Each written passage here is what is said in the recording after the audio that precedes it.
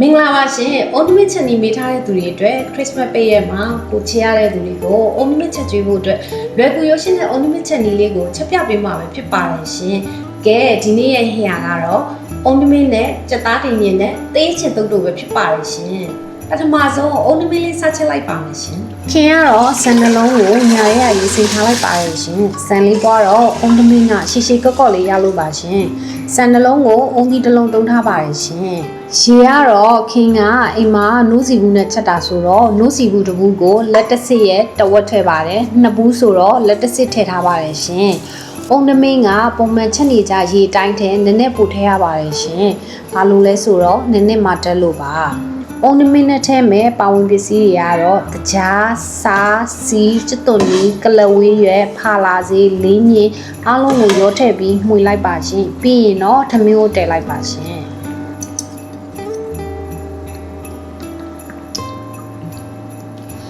စိတ်လေးအတော်ပဲအနီတော်ပဲ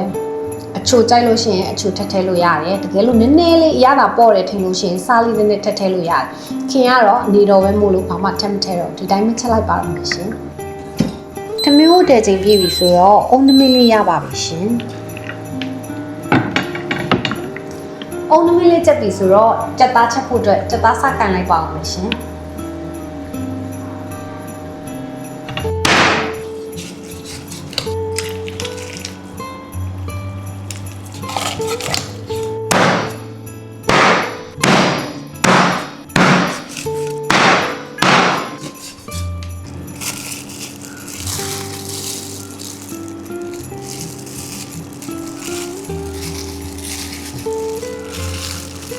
ရေစေးတန့်စင်ထားတဲ့စက်သားတွေကိုစားအရသာမုံမြုပ်သီးမုံမဆလာဒိန်ရင်တို့ကိုထည့်ပြီးတော့15မိနစ်လောက်နှက်ထားလိုက်ပါမယ်ရှင်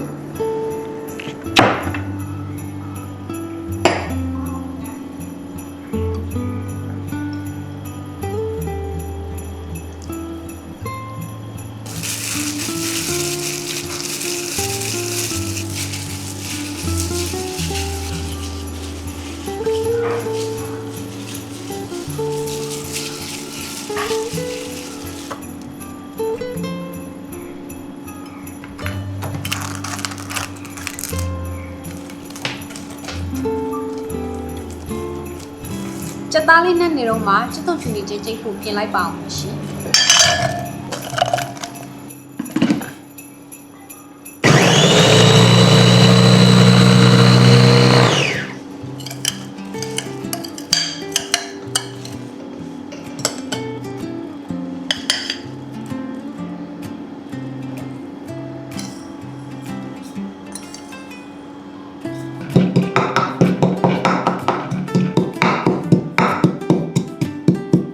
ကြက်သားလေးချက်ဖို့အတွက်အားလုံးစင်သင့်ဖြစ်ပြီဆိုတော့ကြက်သားလေးစချက်လိုက်ပါမယ်ရှင်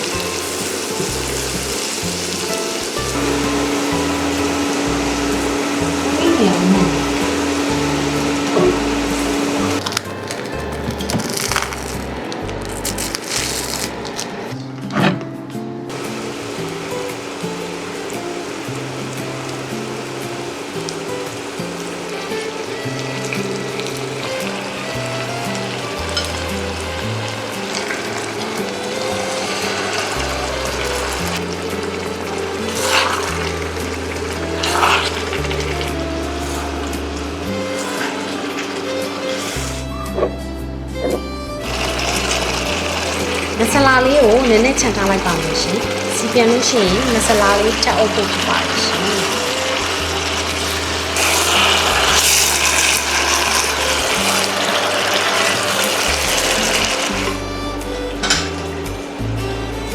နည်းလေးဝင်လာပြီဆိုတော့စားရတာမှထည့်လိုက်ပါမယ်ရှင်။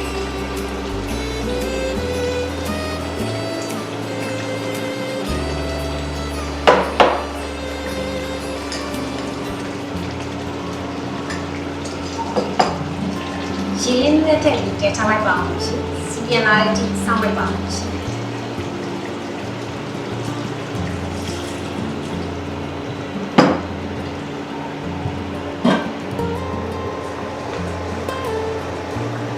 စီပြန်ပြီဆိုတော့မဆလာလေးအုပ်ပြီးစားလို့ရပါမယ်ရှင်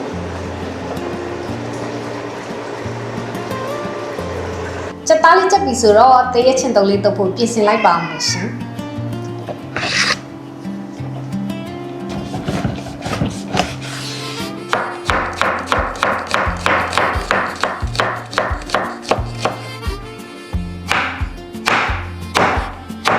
တရက်ချင်းလေးတုပ်ဖို့ပြင်ဆင်ပြီးသွားပြီဆိုတော့တရက်ချင်းလေးတုပ်လိုက်ပါအောင်ရှင်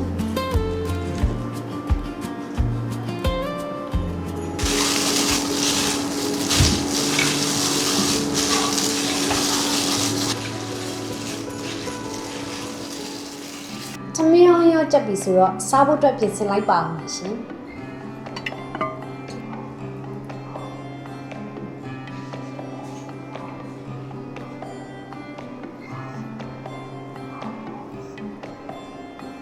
စက်သားလေးကအရန်နုဤပြီးတော့မဆလာနဲ့မူမွေးလေးနဲ့အရန်စားလို့ကောင်းပါတယ်လိုက်ချက်စားကြည့်ပါနော်